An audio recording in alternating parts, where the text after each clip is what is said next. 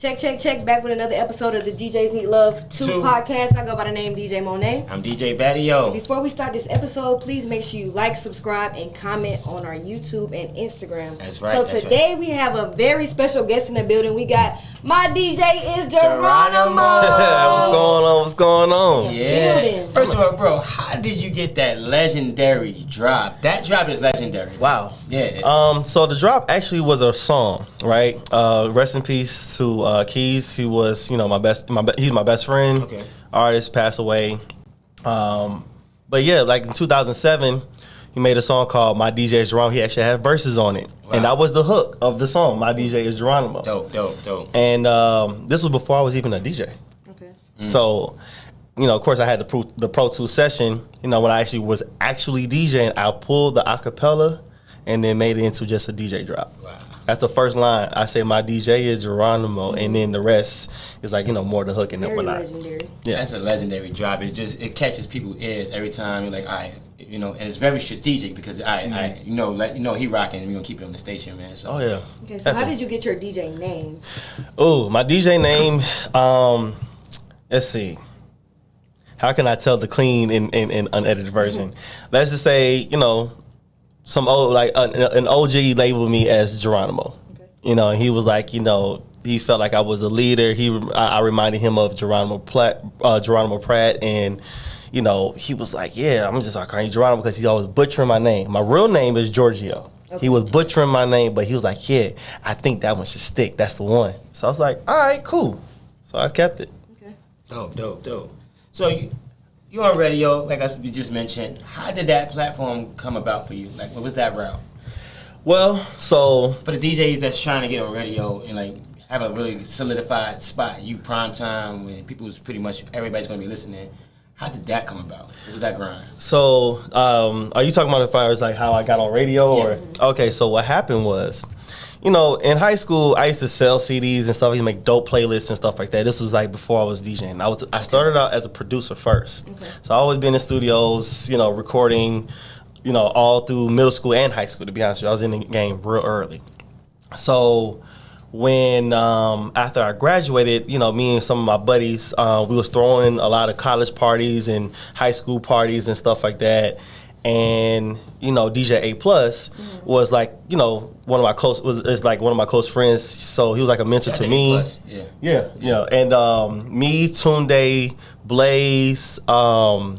Let's see, who am I forgetting? It was like we had a whole coalition called the Arsenal DJs. Yeah. So we was doing these parties and stuff like that, and I started to want to like mess around with the DJ stuff.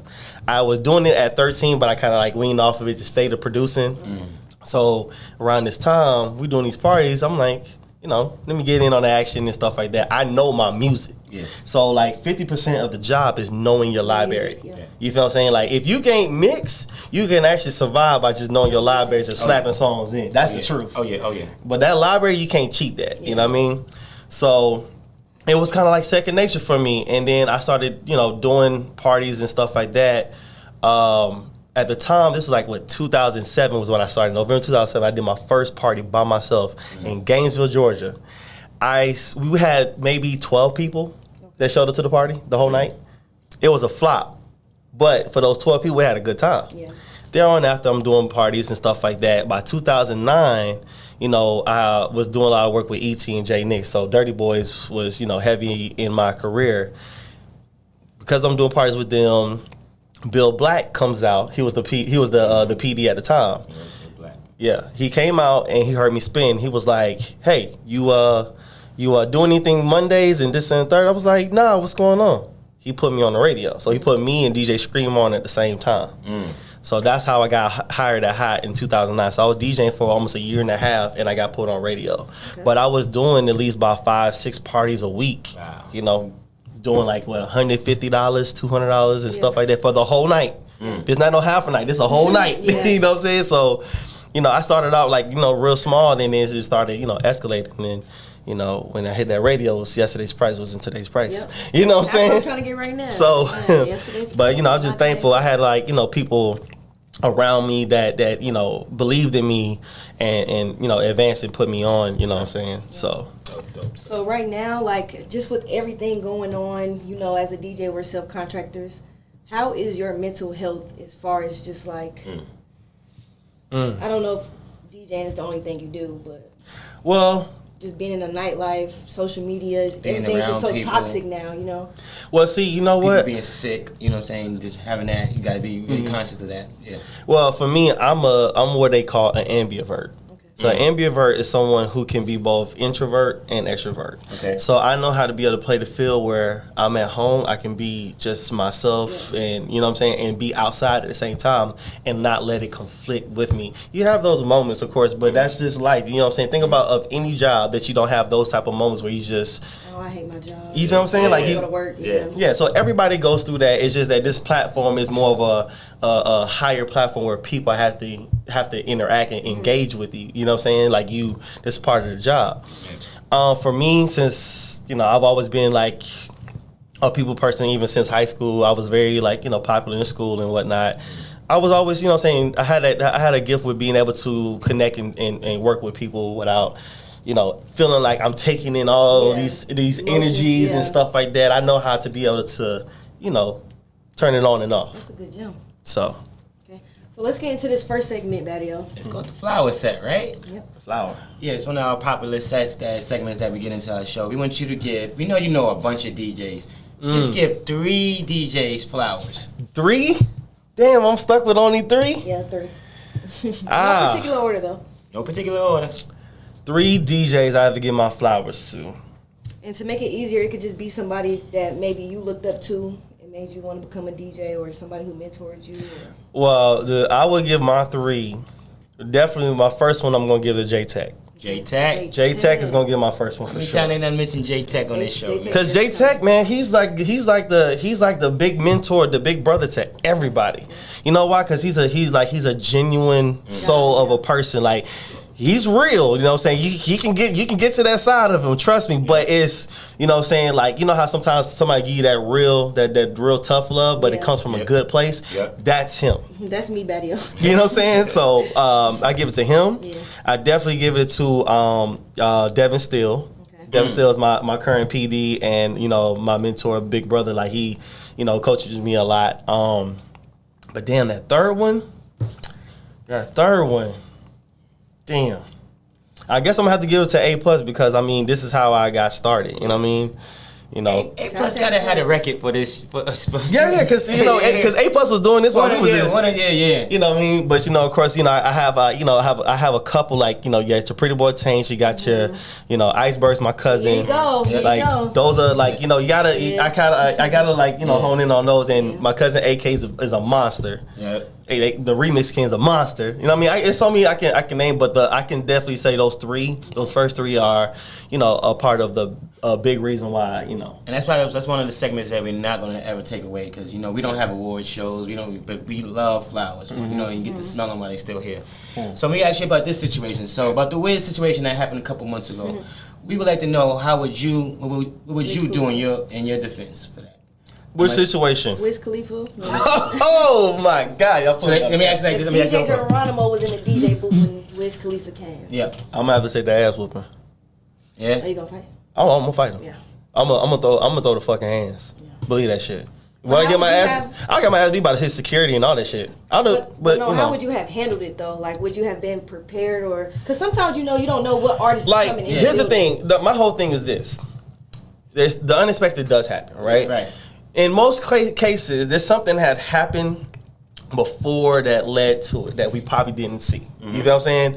I'm more the one that prevents that from even getting there. You know what I'm saying? Because I'm not trying to, you know what I mean? But once that part had happened, that's the part I seen. Speaking of what I seen, once that part happened, it's like, all bets are off. It's because usually it's go time. When a celebrity comes in the building, somebody will tell you like, you could still kind of prepare, but.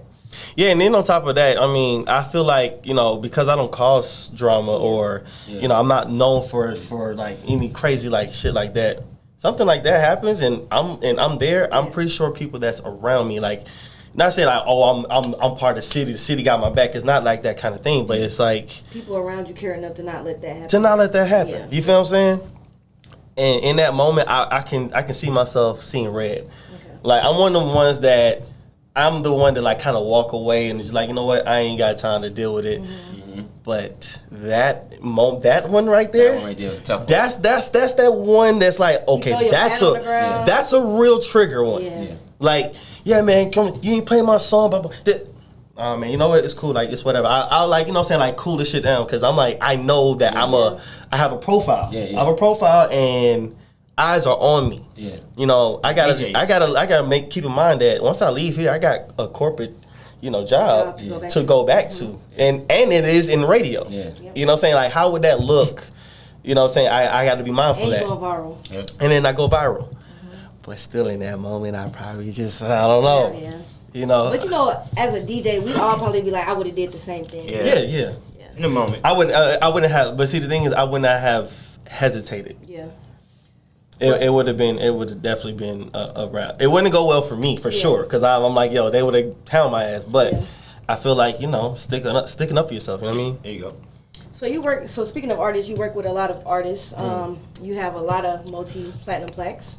Absolutely. Give us the game on how you got these plaques, Geronimo. 'Cause Well- I'm trying to get one. Well, to be honest with you, I know it's like, you know, a lot of radio DJs tend to get, you know, those type of gifts because of their added support on helping records get number one, and it's like their thank yous. Yeah. Truth be told, the first one, not to say the first, but the one that made it, I feel like that made it most popular in the generation of our generation was Travis Porter. Okay. Travis Porter, not necessarily Travis Porter, Street Execs as a company. Like, they are very heavy on taking care of the DJs. They're the ones that set the tone. So between 2 Chainz, between Travis Porter, between just anybody, they always they kind of like in Atlanta at least. Yeah. That's kind of set that tone of like, take care of the I agree with DJs. that. They made sure agree with that. I feel like they made the world know that DJs are important. Yeah. You know, there was part of that movement. Not saying that there was the only ones, you know what I'm saying? It was definitely before them, but they really made it, like, you know what I'm saying, real tangible, real close to us, you know what I mean? And real important. I think other people seen that, and they started following suit, like, just take care of the DJs, and, you know, you'll get your number ones, you'll get your shine, you know what I mean? Question. What's the biggest event you've done to date? You've done a lot, Geronimo. My biggest event will always be, and every year, would be Birthday Bash. Okay. Oh, yeah. Like, you know, the energy of, like, you're talking about Atlanta, like, you talking about 20,000, 30,000 people in the arena. North side, south side, you got Smyrna. You see what I'm saying? Yeah, I had to go back and look at some of the video clips. I was like, damn. It's a lot of people. It's at the birthday bash, Yeah, definitely Birthday Bash. Like, that's probably always gonna be my baby. Okay. You know, and of course, last year was my last Birthday Bash I'm actually gonna DJ. Really? Yeah, I'm not retiring from DJing. It's just that, you know, now it's Take a step off your I'm plate.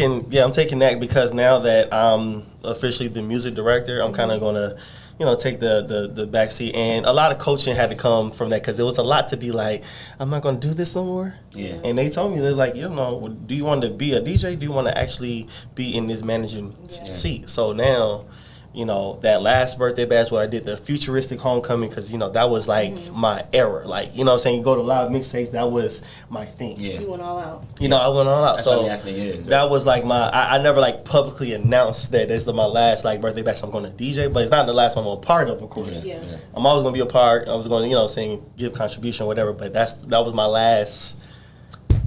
You know what I'm saying? So what's your worst bitter. event that you DJ'd? Ooh. The worst event? Ooh, yeah, make them think. Let's go back in the archive. Yeah.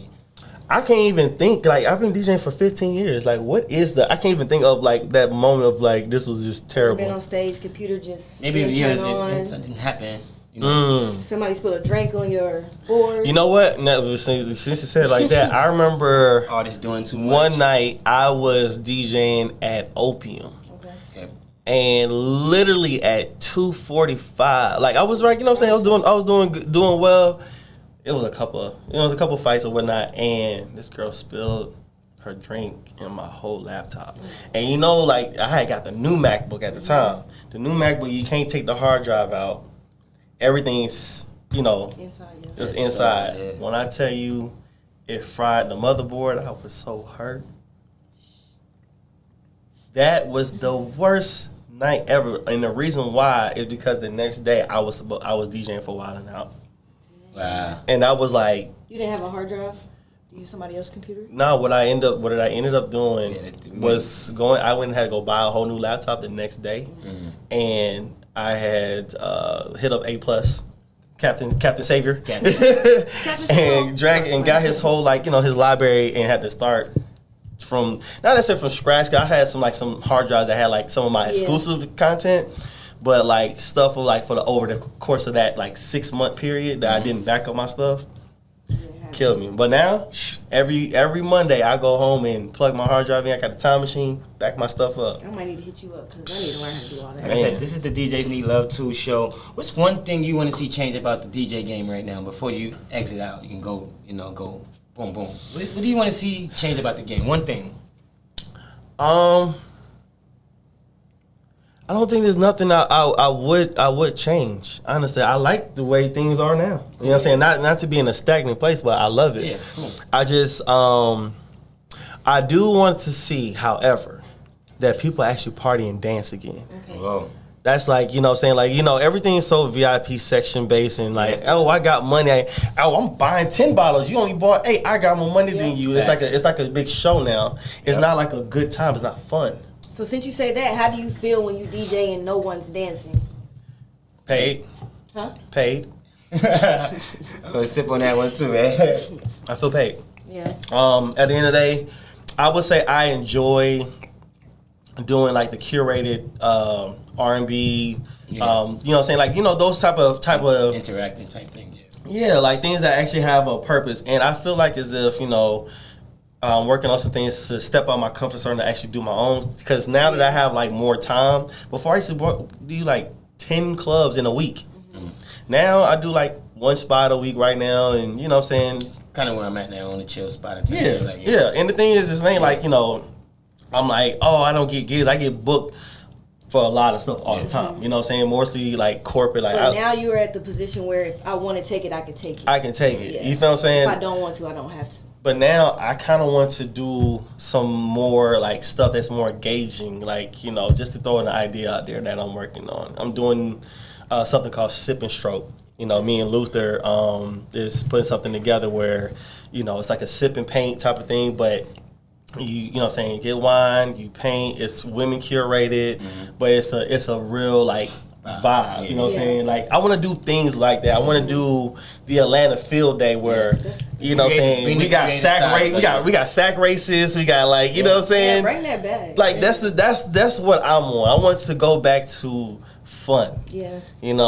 So the club stuff, it's cool because it pays. You get a get a check or whatever. But I want to curate something that's engaging.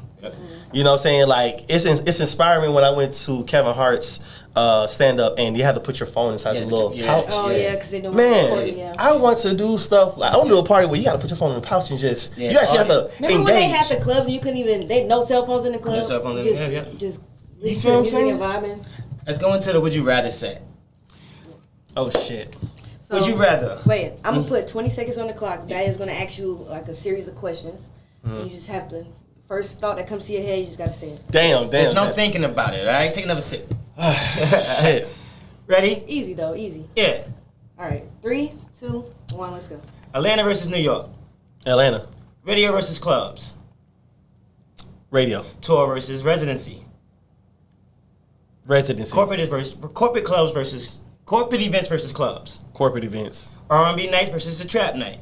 R&B nights. DJing in the States or DJing out the country. Out the country. Host or no host.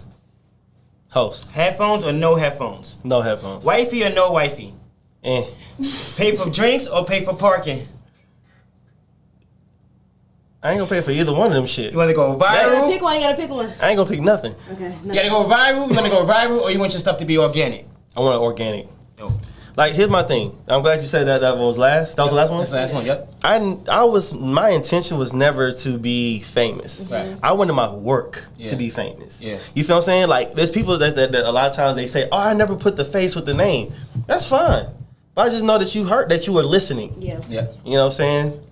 That was like one of my biggest things. Yeah. Like I wanted my work to be more famous than I am. That's what this show is. You know, everybody that subscribed to the show, that watches the show, they're real people. You know what I'm saying? They're real DJs, real club owners that's watching. Oh, we need to start moving like this. Yeah. And the thing is like, you know, when it comes to that, it's like when people hear me, they think that, you know, oh, you're high profile, you're up here. I get that a lot. Yeah.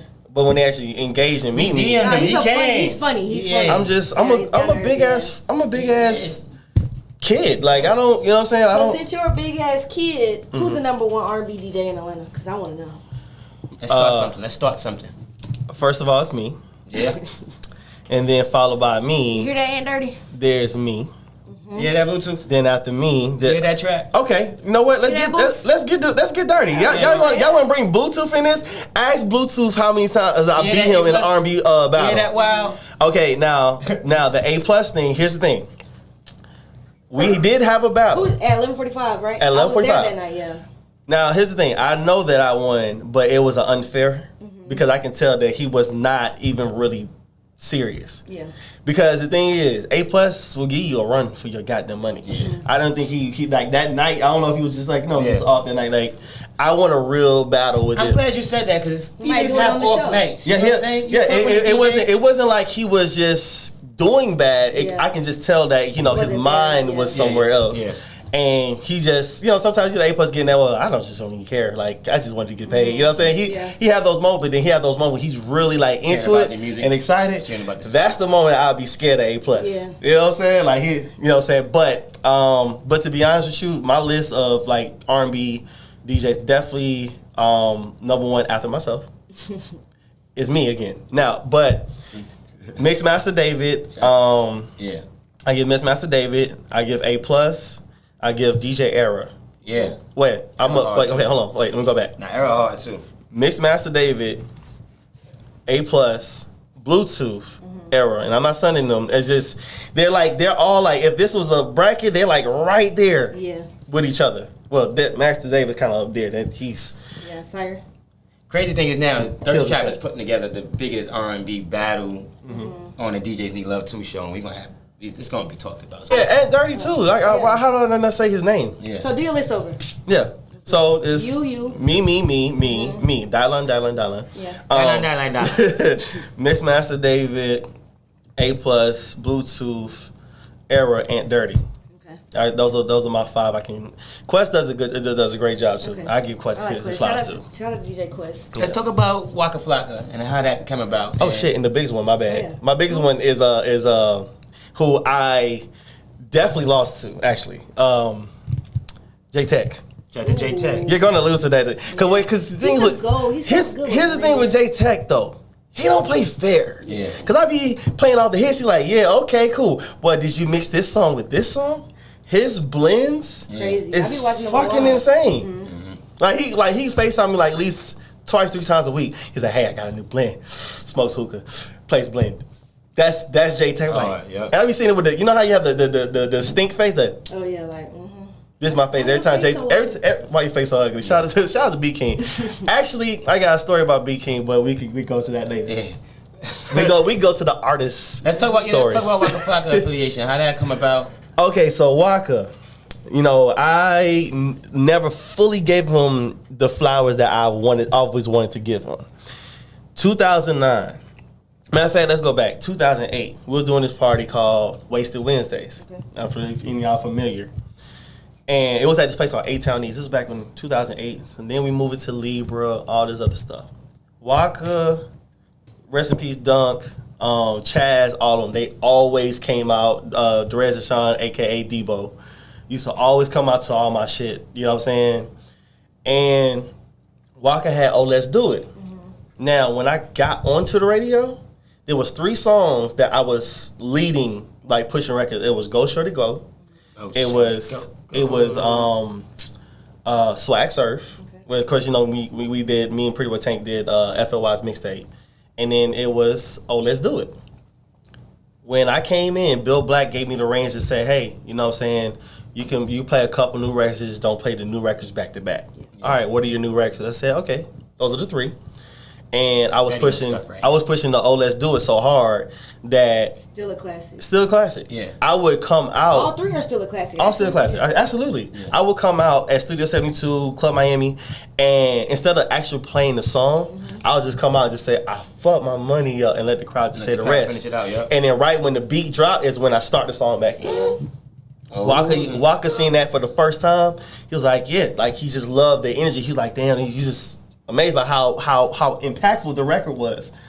And then his album came out October 5th, 2009. The reason why I know is because it came out on my birthday. So, out of nowhere, now mind you, I always talk to Chaz. Chaz was my point of contact.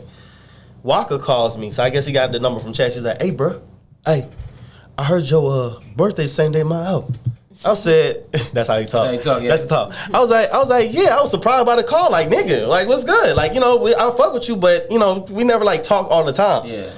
And he was like, hey, man, I want to do something with you. I said, all right, cool. So, rest in peace, Shania Johnson. But I was working at Shark Bar on Tuesdays, and I had Echelon 3000 on Thursdays. So, my birthday, it was actually, I think that year was on that Tuesday, I want to say, because it was the album release day. They kind of, you know, didn't set my birthday up for the Shark Bar thing, but the Echelon 3000 thing, they did. Okay. Waka comes out. I booked the event. Me and Tunde, shout out Tunde. Me and him was doing the party and stuff together. This is when he was a party promoter. And we booked Waka, and when he came out and performed, he got his show money, and he gave me his whole show money. He said, happy birthday. That's dope. Like, yep. he told me pay for his security. Djs Need Love too. Yes, he told me pay for his security and pay for his booking agent. I paid that, and he let me and Tune split the rest and told me keep that. He said that's for you for all the times you supported me and looked out for me. That's hard. I could just did Let me say something. I got paid that night. What I think was getting paid like $200 to DJ. Yeah. I walk away with 5 bands. This man he's just blessed the hell. And I was like, that was the time when I was like really trying. When I tell you, I furnished my whole apartment. Yeah. We need to get back. And that's why we're gonna close it out. Like, so why do DJs need love? We need to get back to that. Man, that right there, it was that forever. And now, like I said, that was what 13 years ago. Yeah. That was the one story that I will always remember because he fucked with me when I was small time, and he took care of me like a big deal. Yeah. And that right there, for the rest of my life, like if he ever asked for anything, if you ever like drop another record, I would never charge that man for nothing. I would always support him, and you know what I'm saying? Like, he did that for me during the time when I was really at that place of trying to like really grow and evolve, and he put towards that evolution. I furnished my apartment. I got the rest of the studio equipment I needed for my studio, and then turned around. Headquarters Recording was the studio that I had. He came over there to record a session, didn't even realize that was my spot. I'm like, nigga, to be honest with you, half of this equipment is here because of you. And it was a really big A room. Like the studio was about as big as shit. Like one of them real, like almost like what's the big studio? Patchwork. It was like one of them big A rooms like that. You know what I'm saying? But yeah, like the things that he had contributed allowed me to be able to facilitate and get those type of things, and he didn't even realize like what he had done really helped me get that level. And then it came back full circle because he came over there and started recording records and stuff like that. And he's a workaholic. Yeah. Only on the Djs Need Love 2 show you're gonna hear these backstories. You know what I'm saying? And I love his work because his style was very different. He'll come in and he'll record 12 songs. And let me tell you how he did it. He'll come in and record 12 hooks to different songs, and then come back and do the verses later. You talking about efficient? Efficient. I'm like, that's why he was dropping so many hits, because he'd come in and just do the hooks, because that was the most important part of the song. And ad-libs. And then he'd come up with the verses later, and then lay the verses of the songs he feel like is actually going to do something. Yeah. Like when he did Round of Applause and Clap and all those, he just did the hooks first and then come back and do the verses. Yeah. But it was just, a little off track, but that right there was like, will always stick to me. Like, he really fucked with me. Shout out to Waka Flocka. He really got them. That's Flocka Flame. And B King, same thing. B King, he come in town, I come into his city, he give me all the hospitality in the world. That's my dog. That's love, man. Those are my two niggas. We want to thank you for coming through, man. We getting a lot of gems today, man. We getting a lot of. We're gonna do the whole DJ stories. You and a couple other DJs that have really good stories. We're gonna talk about just particular stories when we invite you back. Where can we find you at on social media? You find me on Instagram at DJ Geronimo. That's pretty much where I'm at. Instagram. I'm just on Instagram. Toxic. Spell it out for them. Spell it out for them. At DJ Geronimo. That's right. That's My right. DJ is Yeah. Geronimo. I work on getting some other platforms. I have a TikTok, I just never posted nothing yet. Okay. This is another episode of the DJs Need Love 2 show. We got Geronimo in the Yes, sir. building, man. Yes, sir. DJ Royalty. We need you to like, subscribe, share, tag. You know the vibes, all right? We out. All right.